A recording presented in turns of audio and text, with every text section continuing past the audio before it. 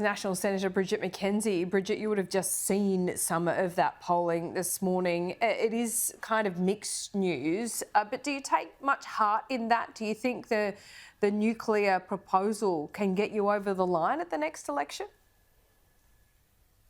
Well, great to be with you, Laura. I've been a strong proponent of adding nuclear power generation to our energy mix for a long time, so I'm very stoked with the coalition's policy we'll be taking to the next election. I think history will show that the Prime Minister is absolutely stuck in the dark ages when it comes to his approach to net zero nuclear power generation. We've got the Paris Olympics on. Our athletes are in a city that's powered by net zero nuclear, and if we're serious about climate change, we have to be serious about this technology that developed countries like ours have adopted across the world. So unfortunately, I think the poll shows that the PM has lost control of the energy debate, and Australians want to do three things. They want to reach their climate goals. They want to make sure we keep jobs here on shore, and they want to make sure that we have reliable energy generation, not just to 2050, but beyond. And that's what adding nuclear to the mix will do. They want it cheaper too, and nuclear doesn't quite do that. Well, Laura, our international experience would suggest otherwise. We don't know how much a renewables only rollout will actually cost over time. We know that before we even get to 2050, we're going to have to be replacing wind towers and solar panels, in some cases twice before we get there.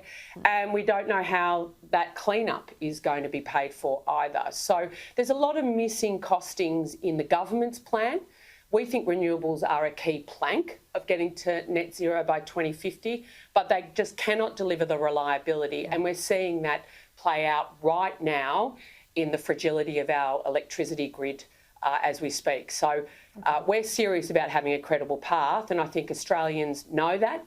And I was on a Zoom meeting last night with some nuclear physicists, female only, Zoom meeting, and it was just fantastic to hear their proposal and being just so passionate about how nuclear can actually help not just with our economic future, but socially as well, with air quality, etc. All right, let's talk about Rex, because it does look like it is on the verge of collapse. Is that what we're looking at right now?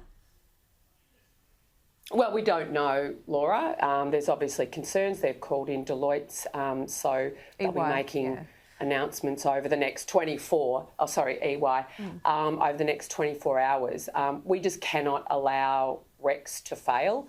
And I think we've seen, as the TWU's been saying, the playing out of the government's inaction on aviation regulation here. Rex has been saying for a very, very long time what an anti-competitive aviation sector we have and how hard it is to compete against, particularly Qantas. And we're seeing that played out. They can't get those slots into Sydney. And the government put out a press release 6 months ago and has done nothing to actually fix the problem.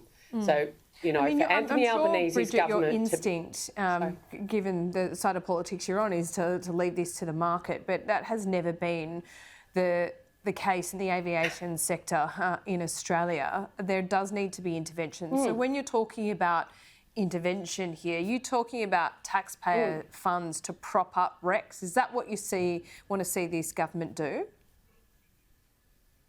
Well, Laura, last year I chaired an inquiry into the aviation sector while the government chose to run a protection racket for Alan Joyce, CEO, and Qantas more generally. And they did that by ignoring the key recommendations out of that Senate inquiry. So we handed the government on a platter a raft of recommendations to assist airlines like Rex, like Bonza, like Virgin and new entrants to actually get up and going and make our domestic aviation sector more competitive, to keep prices down. The government didn't take those recommendations up, right? They issued a press release 6 months ago on the slots into Sydney, but have taken no action on it. So meanwhile, Rex, as a small airline...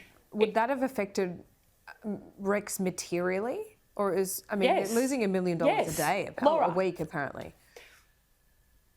Yeah, Laura, I can tell you absolutely those recommendations would have, because Rex has been telling the government for 2 years that they need to fix the slot access into Sydney, because you cannot run a successful sustainable aviation company in this country without access to our larger airport at times that customers want.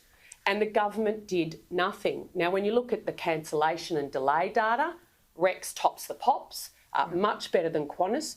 In some cases, their ticket prices are half the price. But if you can't get into Sydney at a time that customers need, then you're trying to fight this with one hand tied behind your back.